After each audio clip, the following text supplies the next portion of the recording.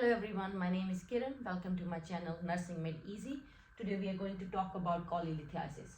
So what is cholelithiasis? Formation of stones in the gallbladder. And how we are going to remember this term? Chole means bile, lith means stones, and isis means condition or disease or pathophysiology. So we are talking about, when we talk about the bile is stored in the gallbladder. So bile storing organ, which is a gallbladder, stone formation in the gallbladder is called cholelithiasis. And what's the function of gallbladder? So a gallbladder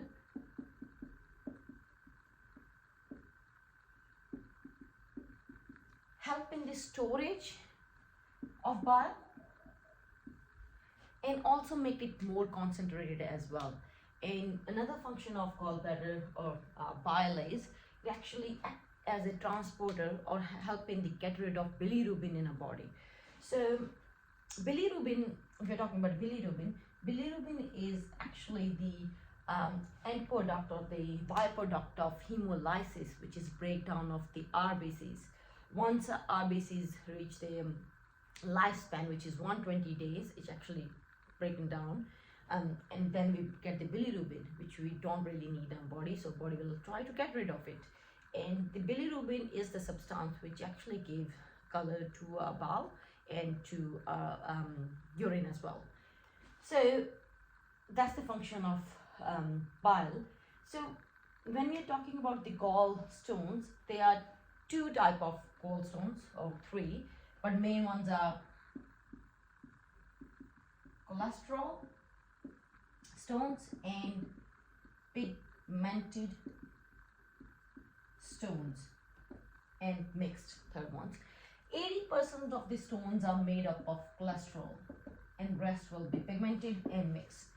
So when we're talking about the cholesterol stone, it means in the bile there's too much cholesterol which is produced by a liver.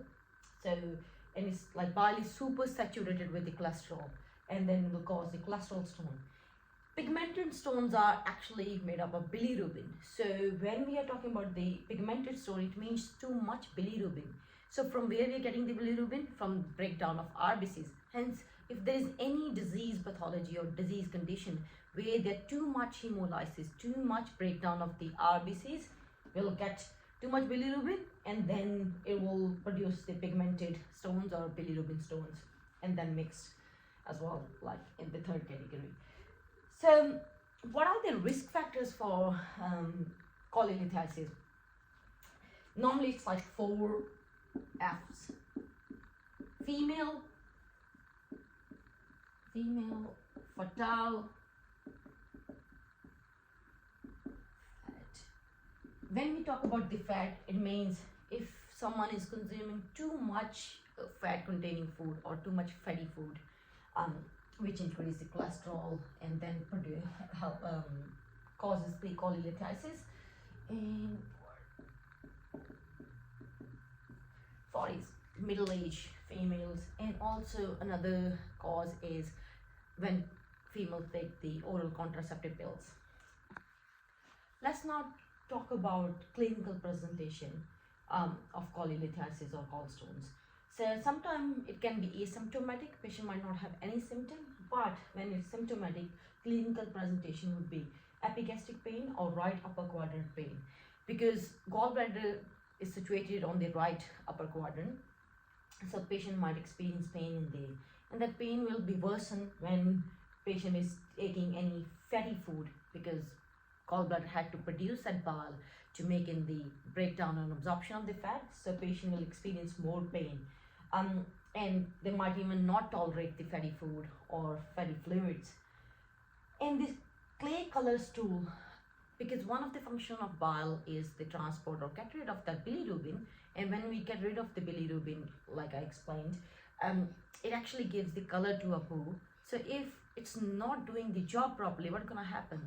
We might have clay color stools and even dark urine as well. And patient, they can also have nausea and vomiting as well. So let's quickly talk about how we're going to diagnose the cholelithiasis. So diagnosis will be taking the history, examination and imaging. History, we're going to ask the patient about the pain, where they experience the pain, location of the pain, severity of the pain, if it's getting worse after any food, fatty food, what sort of lifestyle they have, and if they consume fatty meals, or like what sort of diet do they consume. And in terms of the imaging, we're going to look at the abdominal x-ray, ultrasound, CT abdo, MRCP, which is a magnetic resonance cholangiopancreography, where we're going to look at the pancreas and the gallstone in the biliary tree. And ERCP, that's the endoscopic retrograde cholangiopancreography.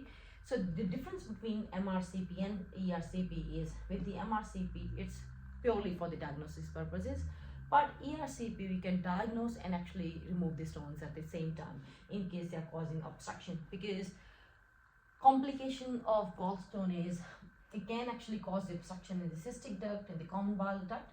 So with the ERCP, we'll diagnose and remove the stone at the same time. Let's talk about management of cholelithiasis.